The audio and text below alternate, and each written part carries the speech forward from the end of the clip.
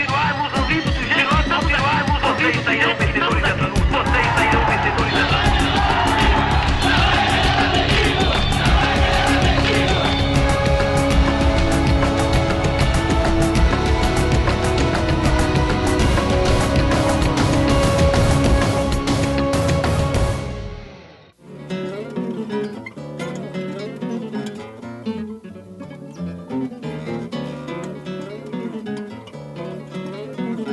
Sair de casa é um desafio para as pessoas com deficiência, um traço comum das cidades brasileiras. É um convite para o deficiente ficar em casa ouvindo rádio. Quem insiste encontra uma série de dificuldades. Os perigos estão por toda parte. Vilma, que perdeu a visão aos 9 anos, sabe bem disso. Precisa enfrentar o desnível das calçadas, lixeiras suspensas e árvores pelo caminho. Se ela fosse sinalizada aqui no chão, eu passaria tranquilamente sem estar batendo meu rosto. Mais adiante... E aqui então tem outro problema. Um problema bastante sério que acontece muito aqui nas calçadas, né?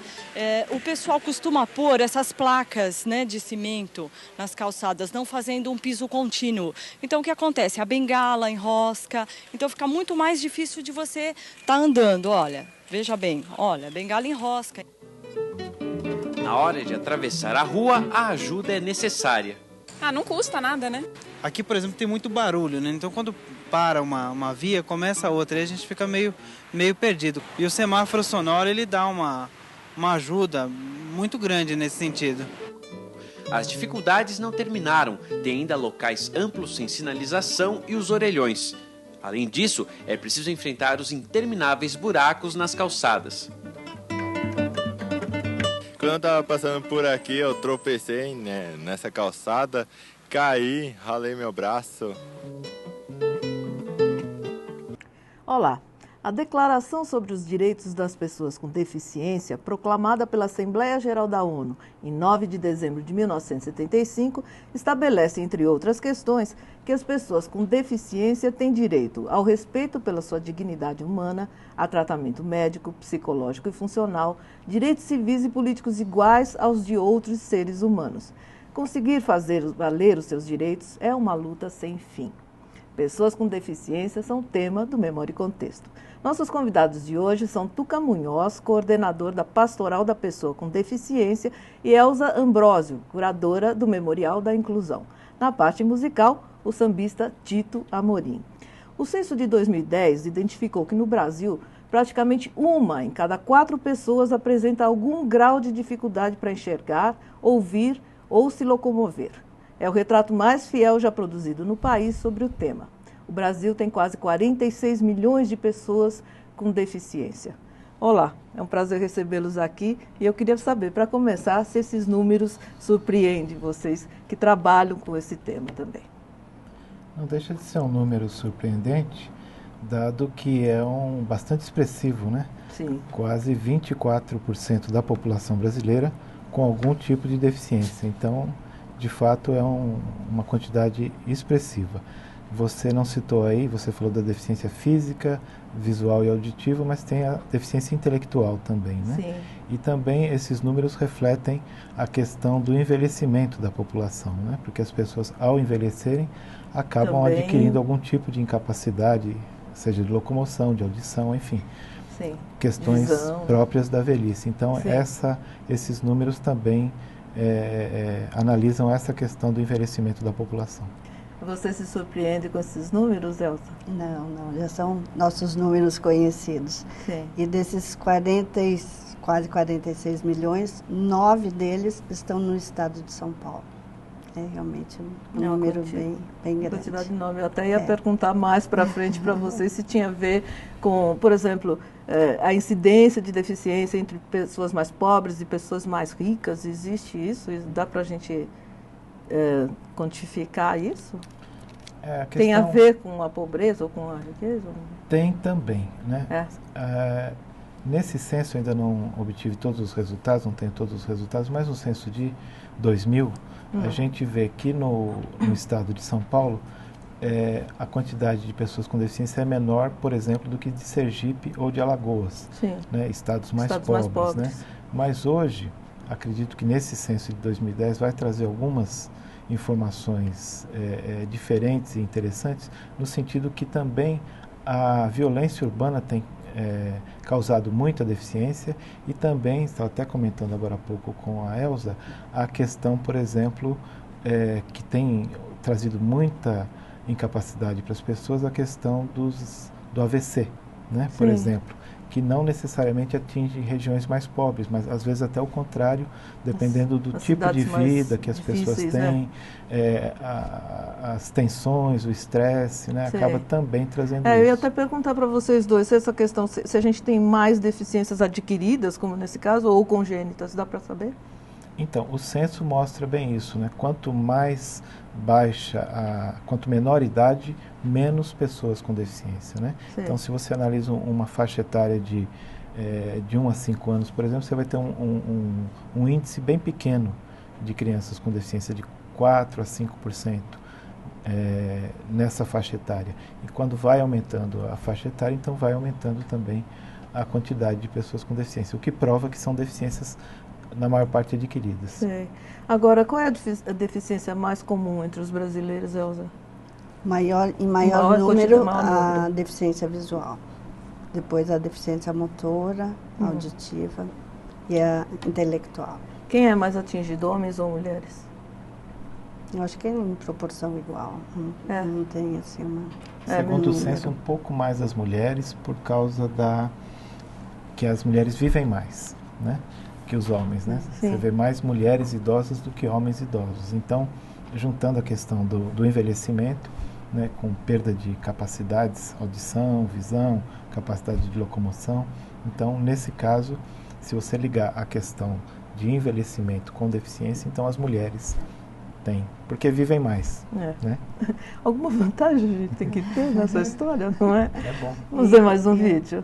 Desculpe te interromper. Não, só para lembrar que outra causa de muita deficiência são os acidentes, né, de trânsito, principalmente em São Paulo. E em São Paulo, com essa história de motoboy, né, tem uma quantidade imensa. Imensa.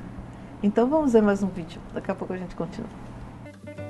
Quando não são os buracos, são os tapumes de uma construção que atrapalham Eric. Depois de algumas tentativas, o jeito é ir pela rua, junto com os carros. Mais à frente, uma obra simples, rara e fundamental. Mas enquanto isso, ele espera paciente. Ter possibilidade do deficiente poder andar, né, na calçada. Faltam veículos de transporte público adaptado e em quantidade suficiente. Principalmente aqueles que têm o degrau muito alto, né? Nossa, é uma dificuldade. Hoje se tem vagas de estacionamento criadas em shoppings adaptados, lugares adaptados públicos. Mas e aí, como é que o deficiente chega lá? Também não existe nada em termos de transporte adaptado, né? Normas para tornar a vida dos deficientes melhor existem, mas em muitos lugares não saiu do papel. Está tudo explicado lá. Como deve ser uma calçada, uma via pública, um prédio habitacional, um prédio público. Ela tem tudo isso no papel, mas não sai de lá realmente, as pessoas não adotam.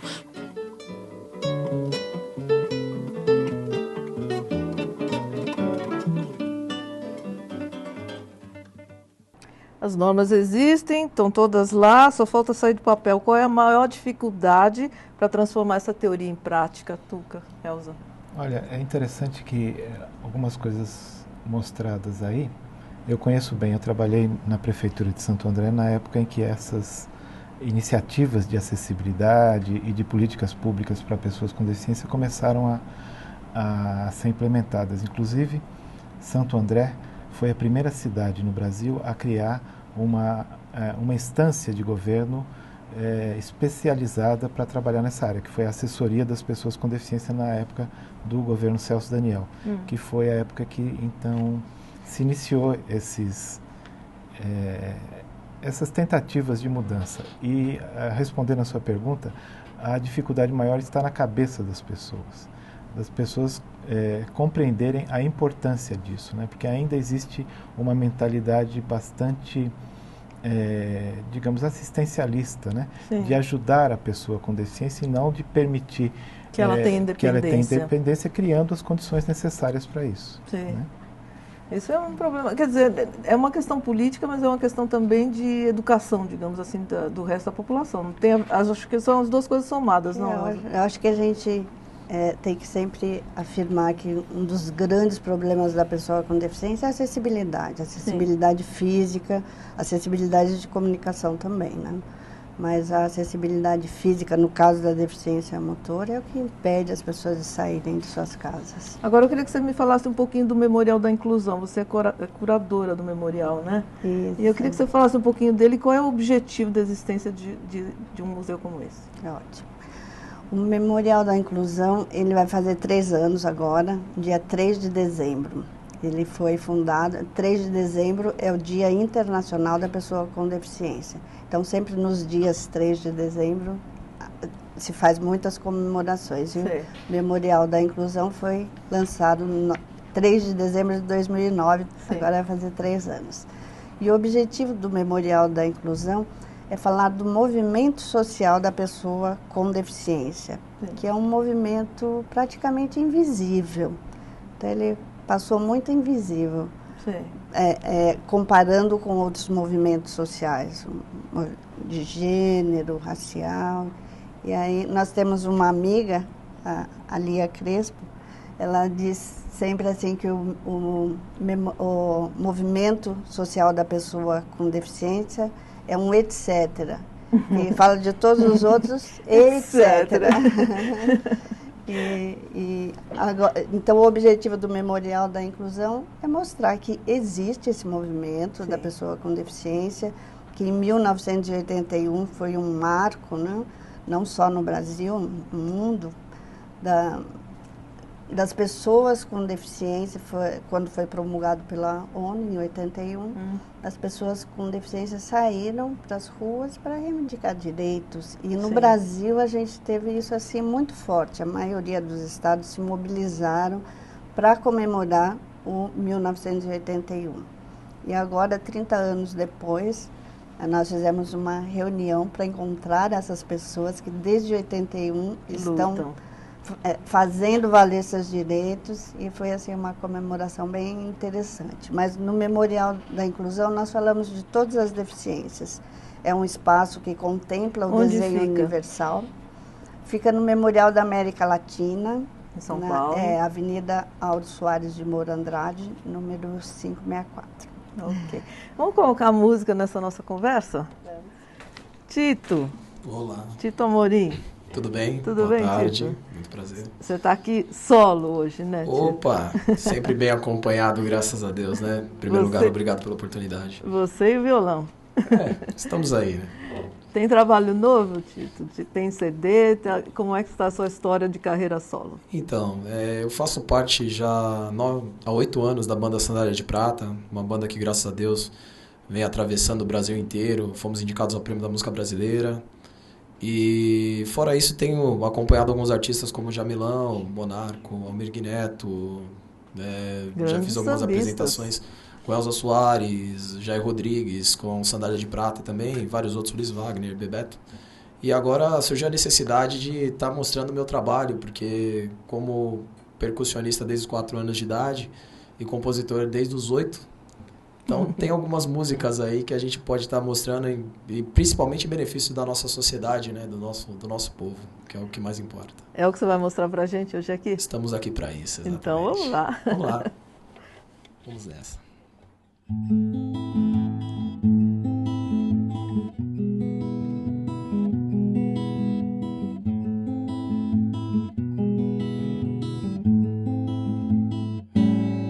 Por viver embaixo da ponte, em seu horizonte não vê claridade, não tem o devido respeito, porque nunca teve oportunidade. Criança de rua hoje chora e até implora sua gratidão, e quer frequentar a escola para um dia ser um grande cidadão. Tristeza, dor e sofrimento, no frio e a fome, seu lamento, esse é o show da vida.